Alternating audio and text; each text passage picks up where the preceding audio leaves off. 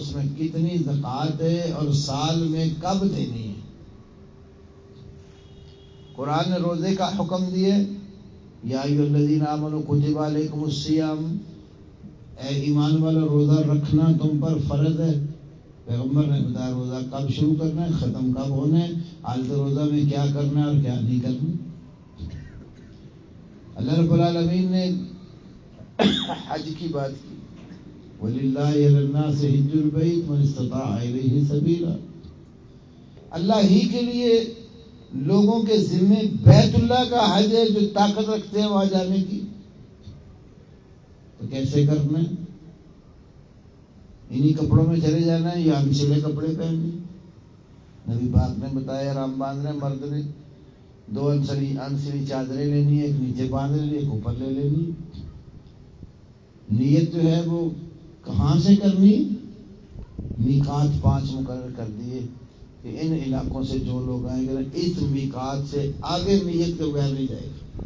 حج عمرے جائے گا تو نیت اس کی اور احرام اس کا میقات سے بند جانا چاہیے۔ پہلے بند رہتا ہے تو نیت کر لیتا ہے تو محرم بن جاتا ہے، لیکن کم از کم جو میقات مقرر ہے اس کو کراس نہیں کر سکتا احرام کے بغیر۔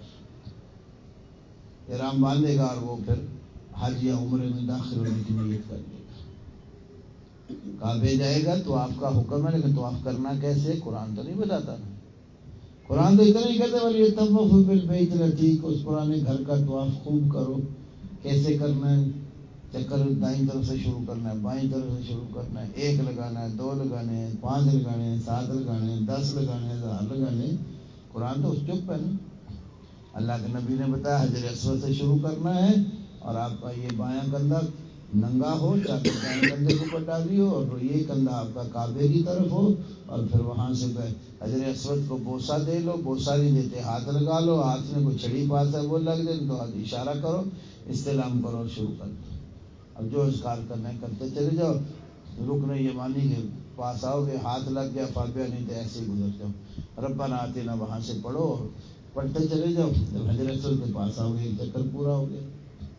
پھر اللہ اکبر کہہ کے استلام کرو، پھر دوسرا شروع کر دو۔ ٹوٹل 7 بتائے، یہ نبی پاک نہیں بتایا۔ قرآن نے کہا فَانكِحُوا مَا طَابَ لَكُم مِنَ النِّسَاءِ، عورتوں میں سے جو اچھی آپ کو عورت لگے اس سے شادی کر لو۔ دوسری جگہ بتایا کہ ہر طرح کی عورت سے شادی نہیں کرنی، کچھ حرام بھی ہیں۔ 4تھے پارے میں آخر میں آخری پورا رکوع وہ رشتے بتائے جن سے نکاح حرام ہے، یہ بھی قرآن بتا رہے ہیں۔ لیکن قرآن نے یہ نہیں بتایا کہ نکاح کرنا کیسے ہے، طریقہ کار اس کا کیا ہے، وہ اللہ کے نبی نے بتایا۔ تو قرآن پاک میں بہت سارے احکام اللہ نے دیے، اس کی شرح اور تفسیر نبی پاک صلی اللہ علیہ وسلم نے فرمائی ہے۔ اس لیے قرآن کو اللہ کے رسول کی تعلیم سے علیحدہ نہیں کر سکتے، یہ دونوں آپس میں لازم التم ہیں۔ بلکہ میں کہتا ہوں کہ ماننے کے اعتبار سے رسول اللہ صلی اللہ علیہ وسلم کو پہلے مانا جاتا ہے، قرآن کو بعد میں۔ بھائی انسانوں کو کس نے بتایا میرے اوپر وحی اتری ہے اور یہ قرآن ہے؟ وہ اللہ کے نبی نے بتایا نا۔ تو نبی کو مانیں گے تو پھر اگلی وحی کی ماننے کی بات آتی ہے۔ تو نبی کی بات پہلے مانتے ہیں اور اس کے بعد پیغمبر نے جو وحی بتائی اس کو مانتے ہیں۔ تو ماننے کے اعتبار سے رسول اللہ کی سنت، آپ کی حدیث، آپ کے اقوال، ارشادات، فرامین، اعمال وہ پہلے ہیں، اور درجے اور مقام کے اعتبار سے قرآن اونچا ہے۔ اللہ تعالیٰ کا کلام ہے نا، تو حدیث رسول اللہ کا کلام ہے، مانا مراد اللہ کی طرف سے ہے۔ تو اللہ نے رسول اللہ صلی اللہ علیہ وسلم کو ہماری تعلیم کے لیے بھیجا، اور جن لوگوں نے نبی پاک کی تعلیم کو قبول کر کے اپنے آپ کو سچا مسلمان بنایا، اللہ نے ان کو بڑا مرتبہ دیا۔ کہیں قرآن ان کو کہتا ہے یہ مفلحون ہے، کامیاب ہے، کہیں کہتا ہے صادقون ہیں، سچے ہیں، کہیں قرآن کہتا ہے صائمون ہے، روزے دار ہے، سائحون ہے، سیر و سیاحت کرنے والے یا جہاد کرنے والے ہیں۔ کتنی صفتیں اللہ ان کی بیان کرتا ہے۔ اور اللہ نے ان کے حق میں ایک بات فرما دی کہ رضی اللہ عنہم ورضوا عنہ، وہ اللہ سے راضی ہو چکے اور اللہ ان سے راضی ہو گئے۔ جس سے اللہ پاک راضی ہو اس پر اللہ کا بڑا فضل ہوتا ہے۔ ہمیں کوشش کرنی ہے اپنے مالک کو راضی کرنے کی۔ اللہ تعالیٰ بہت جلد راضی ہوتا ہے بندے سے۔ مصیبت یہ ہے کہ ہم اس کو راضی کرنے کی کوشش کرتے نہیں ہیں۔ سگی ماں جو اتنا بچے سے پیار کرتی ہے نا، سگی ماں اتنا جلدی اپنے بچے سے ناراض ہوئی تو راضی نہیں ہوتی، اتنا جلدی اللہ راضی ہو جاتا ہے۔ امام ابن الجوزی نے ایک کتاب لکھی ہے، اس نے سلوک پر، کتاب البر والصلہ، اس میں ایک حدیث ذکر کرتے ہیں، ایک صحابی نے کسی جگہ دیکھا کوئی چڑیا کے بچے تھے، تو کونسل نے نکال کر اپنے پلو میں، کپڑے کے پلو میں رکھ لیے اور چل پڑی۔ وہ جو چڑیا تھی نا بچوں کی ماں، اس کو جب پتا چلا یہ تو میرے بچے اٹھا کے جا رہے ہیں، تو وہ صحابی کے سر کے اوپر میں اڑتے چکر کاٹتے، ادھر جا رہا اوپر اوپر اڑ رہی۔ راستے میں صحابی نے کیا کیا، وہ پلہ تھوڑا سا اٹھایا نا بچوں سے، چڑیا اوپر سیدھی آ گئی ان کے اوپر۔ اس نے اللہ کے نبی صلی اللہ علیہ وسلم کو آ کر بتایا، یا رسول ایسے ہوا۔ تو آپ سب ایک تو کہا نا اس کے بچے وہیں چھوڑ کے اور جہاں سے لائے ہو۔ دوسری بات بتائی کہ اللہ نے اپنی رحمت کے 100 حصے بنائے، جن میں 99 بھی اس نے پاس رکھے، اور ایک حصہ رحمت کا اس نے اپنے بندوں میں بھیجا ہے، مخلوق میں بھیجا ہے۔ اور یہ جو ماں اپنے بچے کے ساتھ شفقت کری، اوپر سیدھی آ گئی نا ان پر، یہ جو ماں اپنے بچوں کے ساتھ شفقت کر رہی ہے، یہ اسی 1% رحمت کا حصہ ہے۔ اور اللہ رب العالمین اپنے بندوں پر ماں سے کئی گنا بڑھ کر مشفق اور مہربان ہے۔ جب قرآن پڑھتے ہیں شروع کہاں سے کرتے ہیں؟ بسم اللہ الرحمن الرحیم، اللہ کے نام کے ساتھ شروع کرتا ہوں جو بے حد مہربان نہایت رحم والا ہے۔ اللہ کیا کہہ رہا، وہ عزیز نہیں ہے، جبار، قہار، ذو انتقام، یہ بھی تو اس کی صفتیں ہیں نا۔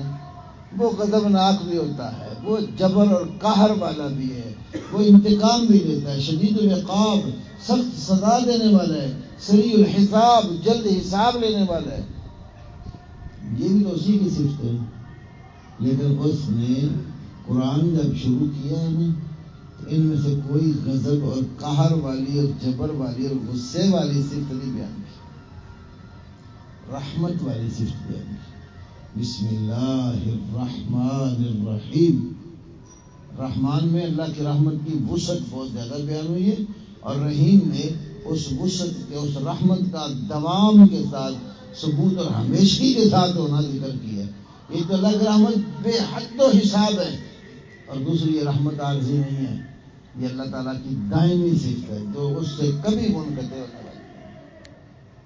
تو بندہ جب اللہ کے آگے روتا ہے نا، مشکل ہو، پریشانی ہو، دکھ ہو، تکلیف ہو، اللہ کے آگے رو کر اپنی بات کرے، گریہ زاری کر کے اپنی بات کرے، اللہ اپنے بندے سے بہت جلدی رضا ہوتا ہے۔ امام ابو بکر ابن سنی ایک روایت ہے، ان کی کتاب ہے عمل الیوم واللیلہ۔ بندہ جب رات کو سوتا ہے، نبی پاک نے دعائیں سکھائی ہیں، اب سویا ہوا تھا تو اچانک کوئی خوفناک سا خواب دیکھا، اندھوناک کوئی منظر دیکھا، گھبرا کے اٹھ کے بیٹھ گئے۔ ہو جاتا نا بعض اوقات خواب آتے ہیں بندے کو، کئی دفعہ بڑا خوفناک خواب دیکھتا ہے، ڈر جاتا ہے، ڈر کے اٹھ کے بیٹھ گیا۔ اب اس نے کیا پڑھا؟ لا الہ الا اللہ وحدہ لا شریک لہ لہ الملک ولہ الحمد وہو علی کل شیء قدیر۔ بخاری میں بھی، لیکن اس میں مختصر ہے۔ تو اللہ تعالیٰ نا اپنے فرشتوں کو آسمان پہ جمع کر کے کہتا ہے، یا ملائکتی انظروا الی عبدی ھذا، اے میرے فرشتوں میرے اس بندے کو دیکھو۔ اچانک گھبرا کے اٹھا تو میرے ساتھ کال ملائی ہے، اس نے کسی سے رابطہ نہیں کیا، لا الہ الا اللہ پڑھ رہا ہے، توحید والا کلمہ کہ اللہ کے سوا کوئی معبود برحق نہیں، وہ اکیلا ہے، اس کا کوئی شریک، حصے دار، کوئی پارٹنرشپ اس کی کسی کے ساتھ نہیں ہے۔ لہ الملک، یہ ساری بات چاہیے اسی کی ہے، ولہ الحمد، تعریف کے لائق بھی وہی ہے، وہو علی کل شیء قدیر، ہر چیز پر کمال قدرت رکھنے والا بھی وہی ہے۔ تو اللہ کہتا ہے کہ دیکھو میرا بندہ اچانک آنکھ کھلی تو میرے سے رابطہ کیا، اور میرے فرشتوں تم نے ایک وقت تھا کہا تھا انسان نہ بنانا، یہ فساد کرے گا، خون ریزیاں کرے گا، قتل و غارت عبادت کرے گا